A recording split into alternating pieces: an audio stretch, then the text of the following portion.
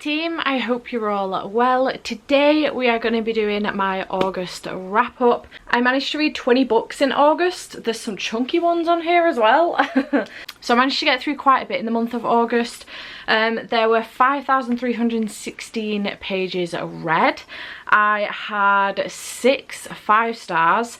I had 12 4 stars and 2 3 stars, no 2 or 1 stars, and I don't recall DNFing anything. I really need to make notes of what I've been DNFing, but I don't recall DNFing anything. So let's go through very quickly what I rated each of the books.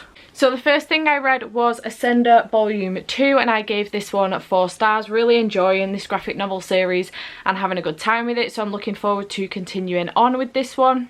Then I read Blood Witch by Susan Dennard, which is the 3rd book in the Witchland series, and I gave this one 3 stars. I was really disappointed with how this one went because I think I've given the previous 2 plus the previous 3 4 stars, so really disappointed with how this one went, to be perfectly honest. Then I read Lumberjanes Volume 4, and I gave this one 4 stars. I really enjoyed this one. It was really good. I'm enjoying this series in general. It's a really nice palette cleanser, so I'm having a good time with it, and I'm going to continue on with the series as well. Then I read Witch Boy by Molly Knox Ostertag, and I gave this one 4 stars. I really enjoyed this, to the point that I then ordered the second one immediately, and the third has gone on my wish list. So I'm looking forward to continuing on with this series and having a good time with the rest of it. Then I read Vengeful by Ve Schwab, and I gave this one 5 stars. This was a 5-star prediction, so I predicted correct. I really love this series. I really need Ve Schwab to write the 3rd one in this series immediately. This was supposed to be a duology, but it looks like she's going to be turning it into a trilogy, and I cannot wait for her to do so because I really want more of Victor and Eli. So yeah, I had a really good time with this one.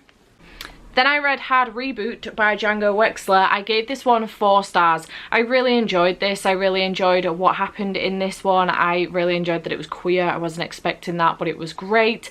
And I had a fantastic time, and I would recommend this one. It is a novella. It's very short, but if you're into sci-fi and you like the movies Pacific Rim and or Real Steel, I would highly recommend this one for you.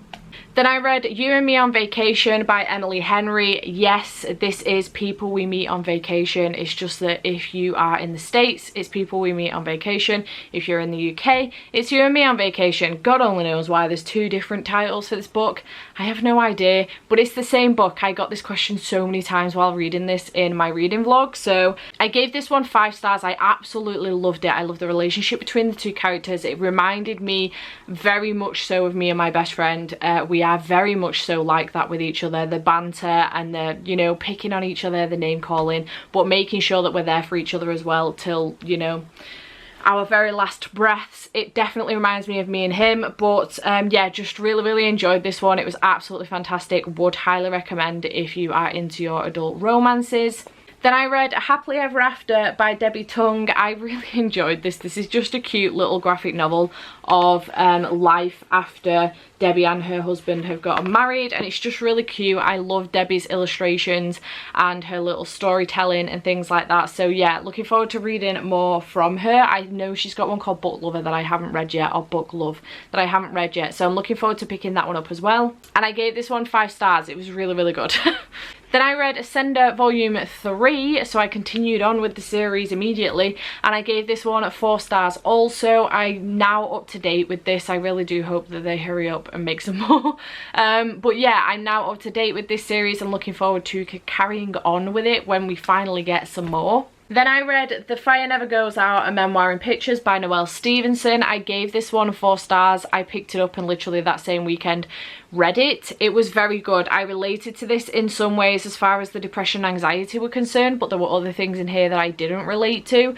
But overall, really enjoyed this. Very good indeed. The illustrations aren't usually what I would like, but I just enjoyed the way that this memoir in general was told, and the style that it was done in.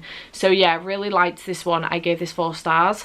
Then I read Injection Volume 1, which I also gave 4 stars. I'm interested in continuing on with this series and finding out more about what's going on with these characters and specifically this storyline and plotline.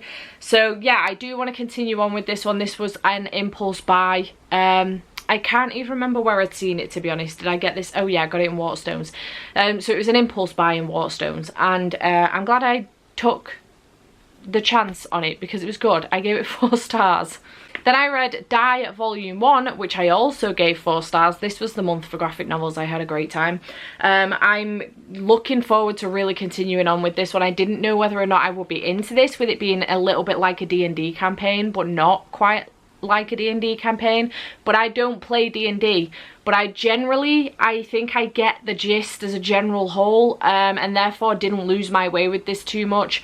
But yeah, I'm looking forward to carrying on with this series. I really do want to continue with it because I had a great time with it. So yeah, 4 stars for this one. Then I read Kiss My Cupcake by Helena Hunting, which I also gave 4 stars. Lots of 4 stars going out this month. I really enjoyed this one. I loved the 2 characters in here. I loved the dynamic between them. I loved the plot as well between it, with the 2, you know, the bar and the cute little cupcake shop opening up. I just really enjoyed it. I enjoyed the whole thing. It was so good. Very angsty. Enemies to lovers, just outstanding. Highly recommend. I love Helena Hunting's writing style, so yeah, do recommend this one. Then I read Shadow Black by Sebastian de Castel, which I gave 4 stars. I'm loving continuing on with this series and being back with these characters, and also with Sebastian's writing style as well. I know this is YA as opposed to the adult version from The Greatcoats, but I really enjoyed this one, so I gave it 4 stars. Looking forward to continuing on with this series indeed. And also look at those blue sprayed edges. I'm obsessed. 4 stars for Shadow Black.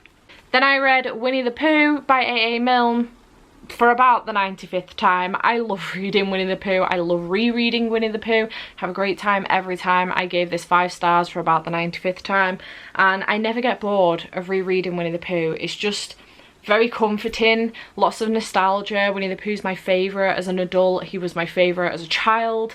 So yeah, I had a really great time rereading this one. Then I read Through the Woods by Emily Carroll.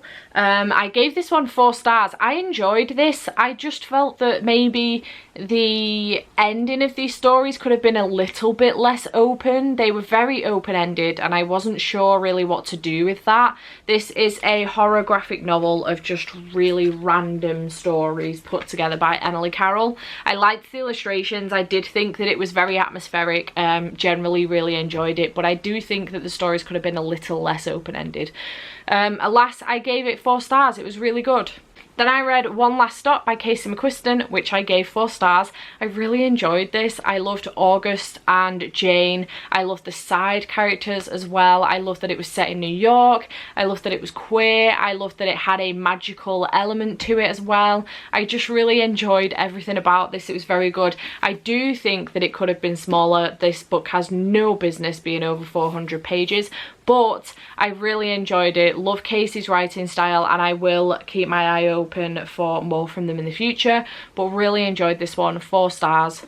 Then I read Assassin's Apprentice by Robin Hobb, and I gave this 5 stars. I did not see that coming.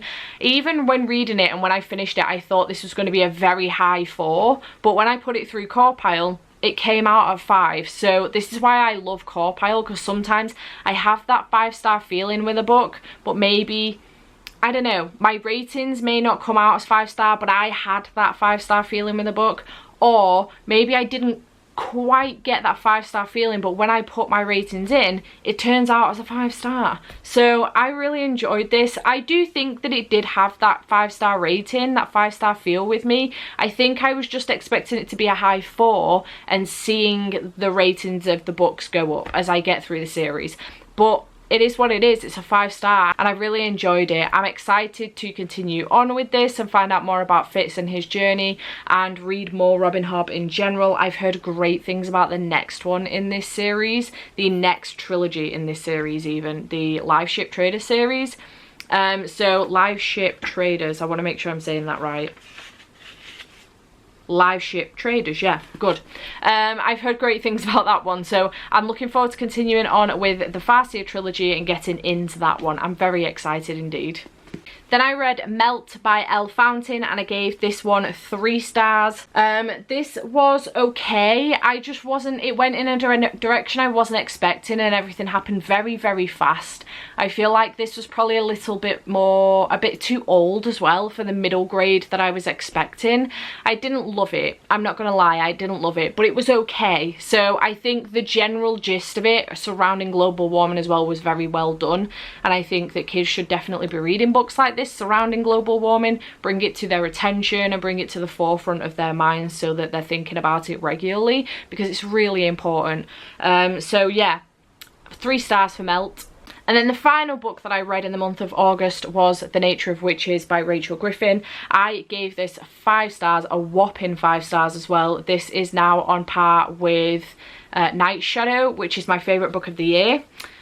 These both have 9.71. Yeah, 9.71 on Corpile. This was fantastic, incredibly atmospheric. I loved the magic system in here. I loved the characters. I just loved everything about this. It was so, so beautiful. And I went to town on tabbing this up and also annotating it as well. Like, I have never annotated a book before in my life that wasn't a textbook, but I went to town annotating this one. So and I'm not mad about it either. I've ended up buying a second copy so that I can keep a clean copy on my shelves for a reread or whatever, because I've no doubt I'll want to reread this one in future.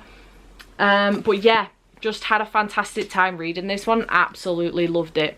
So naturally, my best book of the month was The Nature of Witches. It got 9.71. It's one of my favourite books of the year, if not my favourite book of the year. I'm still unsure whether it's Night Shadow or The Nature of Witches. They may both take the top place for favourite book of the year.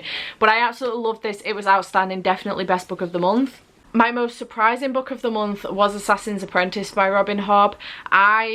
I'm so glad that I loved this. I genuinely went into this thinking that I was going to be that bitch that was going to have to cancel herself on YouTube because she didn't like one of BookTube's most beloved books ever.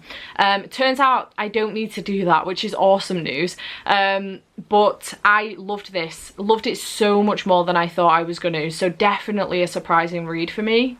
And then my most disappointing and also worst book of the month was Blood Witch by Susan Dennard. I just didn't have a great time with this one, I've got to be honest. I was really let down with this one because I had generally enjoyed Truth Witch and Wind Witch, and I'd really enjoyed Sight Witch as well. So yeah, wasn't a fan of this one, gave it 3 stars, was definitely disappointed, and it's definitely my worst book of the month. So that's everything I read in the month of August. Please let me know in the comments down below if you've read any of these books or what your favourite book or worst book of the month were. And I hope you have enjoyed this video, and I shall see you next time. Bye for now.